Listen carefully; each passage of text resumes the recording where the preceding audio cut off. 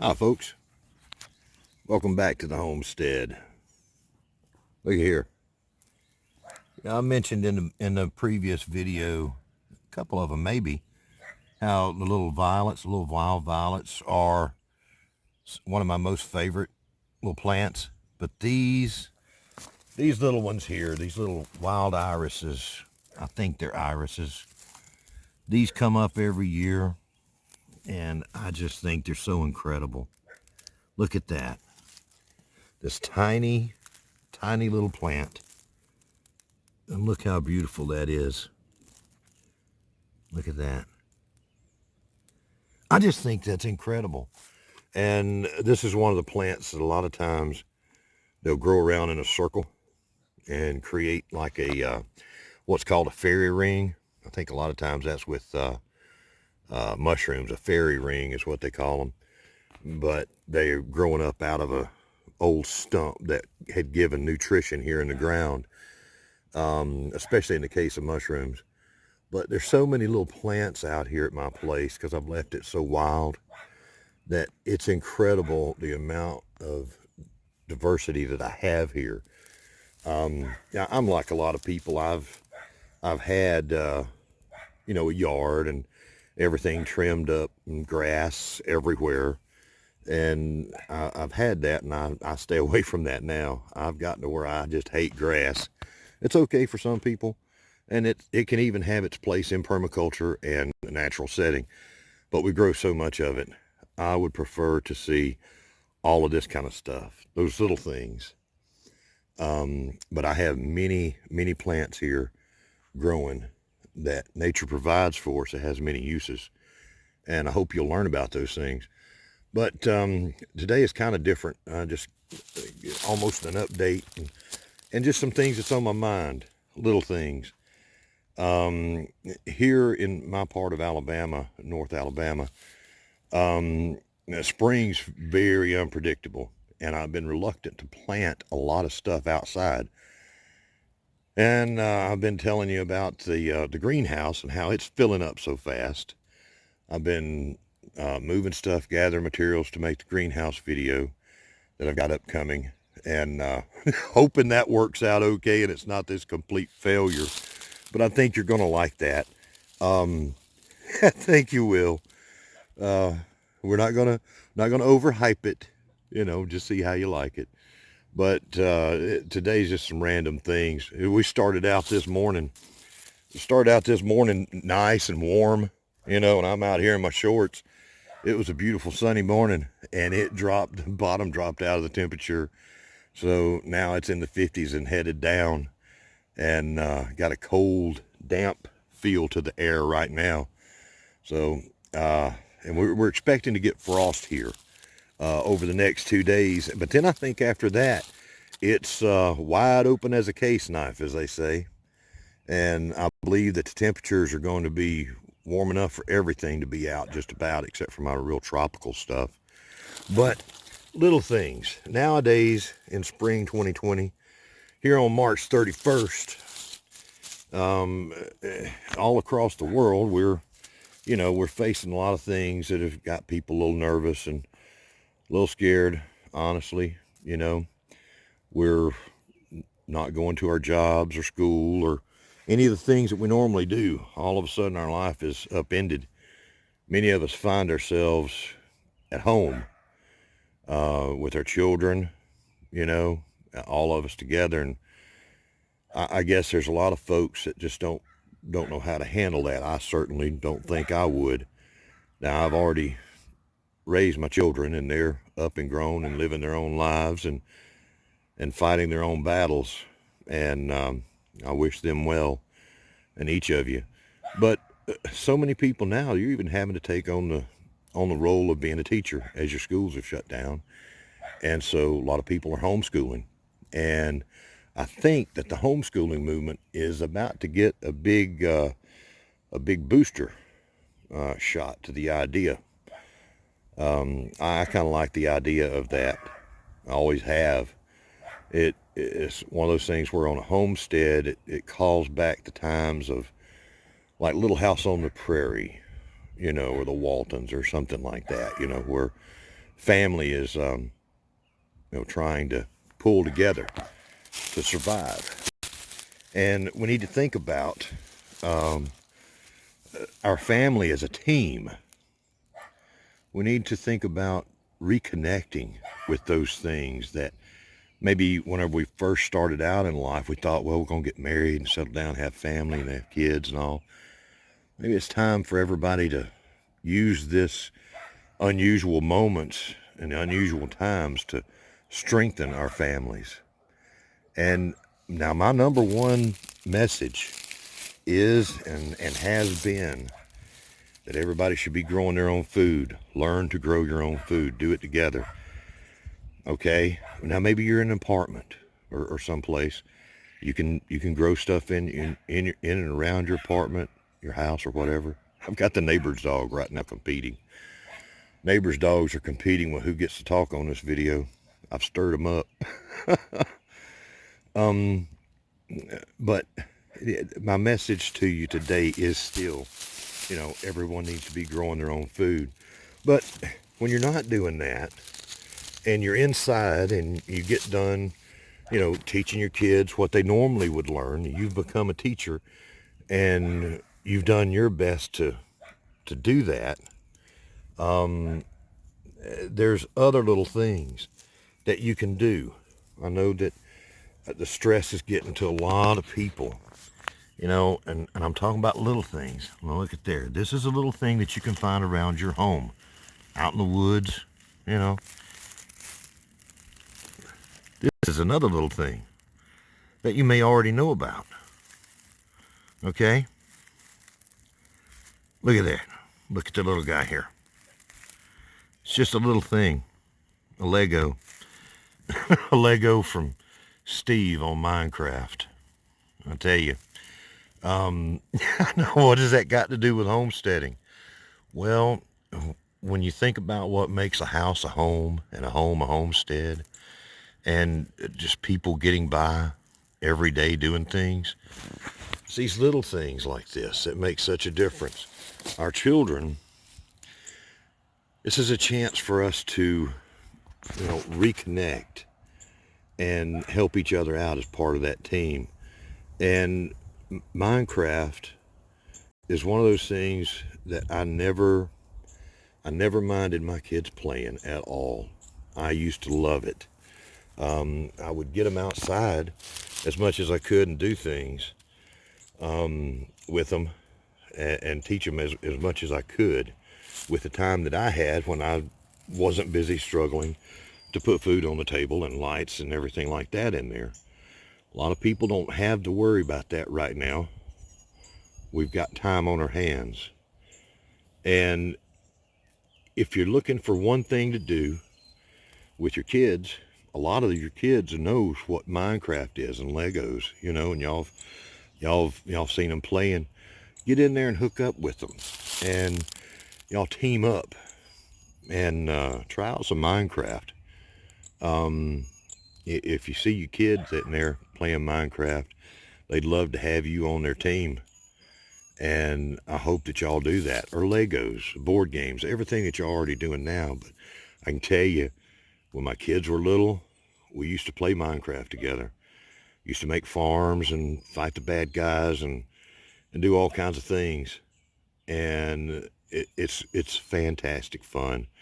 So that's one thing that you can be doing. You can get out there in nature and see things. Plant your own food. Learn to grow your own food. But reconnect as a family over the little things.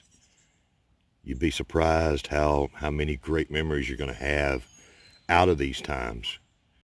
Okay?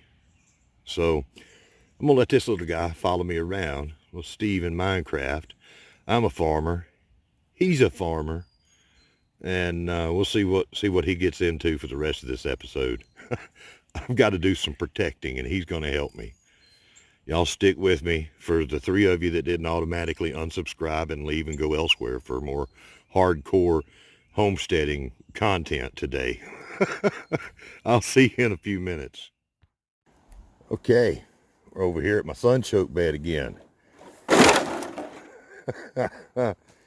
Okay, it's a good time to mention, not sponsored at all by any tea company, especially Milo's.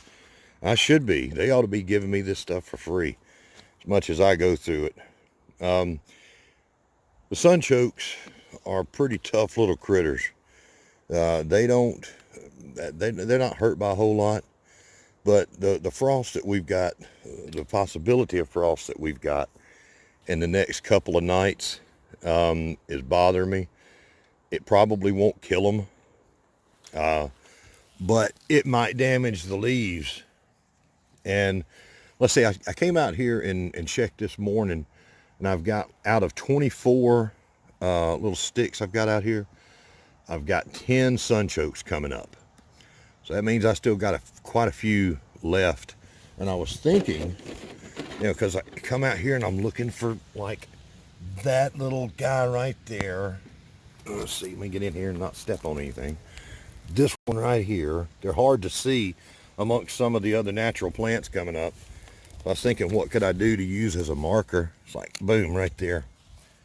There's a good, easy to see marker for me. I think, well, maybe I have more than that now, but it's getting later in the day and maybe a few more have come up. But what I'm going to do, whenever I shipped out my little packages of plants that I traded with a couple of folks, I used the bottoms of the jugs to make it more secure. And y'all have seen me use the bottoms of these jugs as planters. There's so many ways that I use, found materials before I recycle them. But I'm going to just use these over the next couple of days. I can take that stick out and just go over them like that. And that way they'll be protected from the frost. I thought about just covering the whole thing with plastic, but then I would have to build up places and use some fencing material to structure it and everything. And I thought, no, I'll just use these jugs. I don't have that many plants out here. So let me do that. Me and this little guy, he's gonna help me. All right, he'll sit right here. He's gonna sit right here off camera. I get him balanced. He's gonna sit here and oversee. He'll be managing right now. That's right. He just sat there managing. Steve, Minecraft Steve, sat there and manages. So let me get these covered up, and we'll know how many I've got. Steve noticed something here. Out of this one, I just pulled a stick out of. I've actually got 2 sunchoke sprouts coming up. That's 2 off of the same tuber.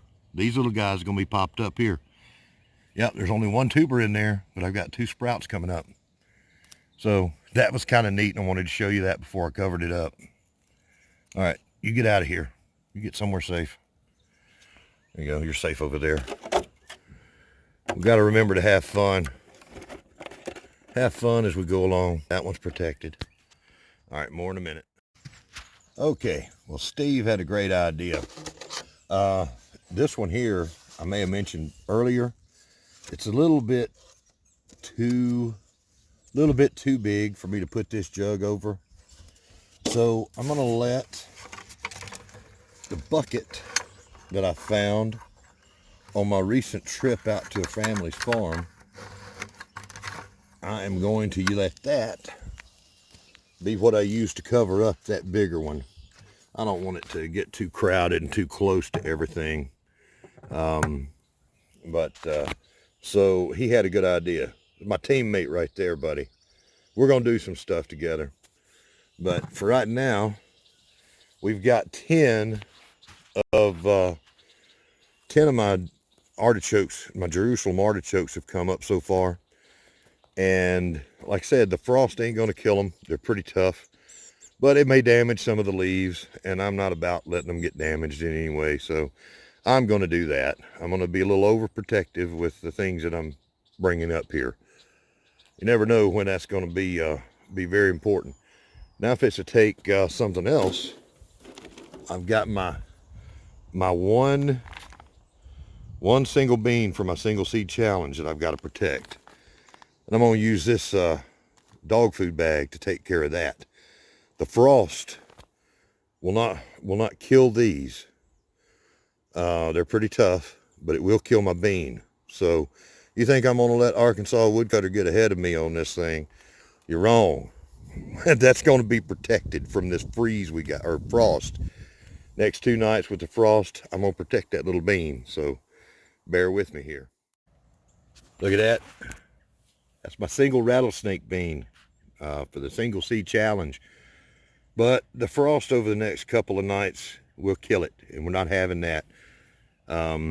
This is day 20 of my single seed challenge, or Scott Head single seed challenge that I joined in on. Again, tell y'all to do that. It's a lot of fun, so much fun to keep up with just one seed and join a lot of other people. So we're going to baby this. We're going to baby it. And Steve took down the other marker.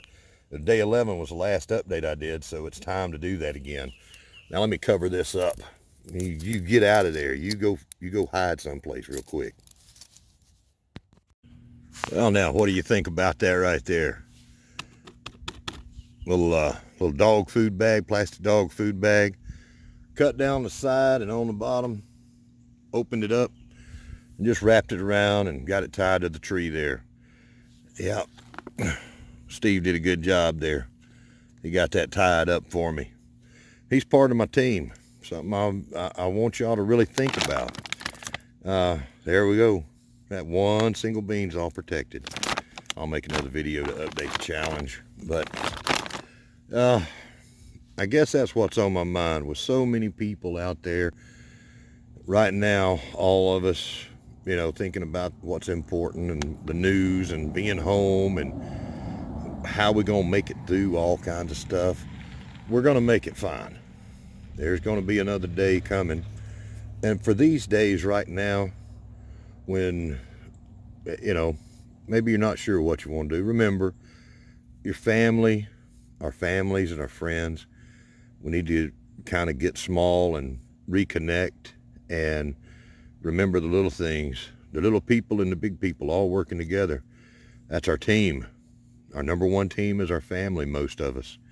And whoever you care about, so y'all team up and grow your own food. Sometimes it's just a single seed that matters the most in the future. You never know. It's important stuff. So y'all take care. I think this random video has become long enough. But y'all team up with each other, grow your own food, and that's about the simplest thing I can say. Good luck to everybody. Today, from Homestead Aquarius, I'll dedicate this video to everybody that suddenly finds themselves at home, all together, and fighting a good fight, doing the things that you need to do. Y'all hang in there, hang tough, and hang together as a family and friends. And I'll see you back on a later episode. Thanks for watching. Bye-bye.